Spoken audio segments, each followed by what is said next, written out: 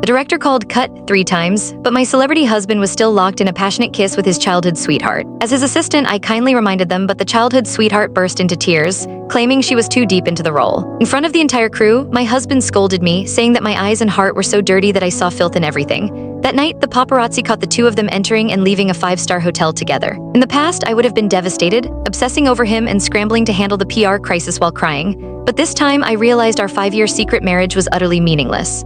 Right after I spoke with a lawyer about the divorce, Jacob walked into the lounge. The lipstick mark from his childhood sweetheart, Agnes, the moment he saw me, the smile on his face instantly vanished, his gaze turning cold, and said harshly, "Sienna, can't you figure out your place? This is a resting room for the leading actors arranged by the crew. What are you doing here?" I grabbed the thermos from the makeup table and replied indifferently, "Getting my stuff." Jacob had started his day at 5 in the morning. I'd made the meal in the thermos at 3. The weight hadn't changed, so I knew Jacob hadn't touched a bite. Seeing me turn to leave, he frowned in displeasure and said again, "Don't bother making food anymore, it's unpalatable." It wasn't the first time he'd said my cooking was bad. In the past, I would have exploded, questioning him. "Didn't you say you wanted to eat my cooking for a lifetime? Why is it suddenly disgusting now?" But this time, I didn't even bother to argue. I simply said and walked out the door. Jacob called after me, "There's a crew dinner tonight. The director wants me to discuss the script with Agnes." I pretended not to hear the guilt in his voice and coldly replied, "Okay." After closing the door, I threw the thermos into the trash. The last scene had been filmed close to home, so Jacob hadn't stayed at the hotel. He returned home around 1 a.m. Seeing that I wasn't waiting for him in the living room like I usually did, Jacob pushed open the bedroom door and said impatiently, "Sienna, you know I have trouble sleeping. Why didn't you brew my calming tea?" I pulled the blanket over my head and lazily replied, "I ran out of tea leaves last night. If you want some, order takeout." With a loud bang, Jacob slammed the door and went into the study. That was his way of showing he was angry, and in the past, it would have been my cue to spend the night tossing and turning,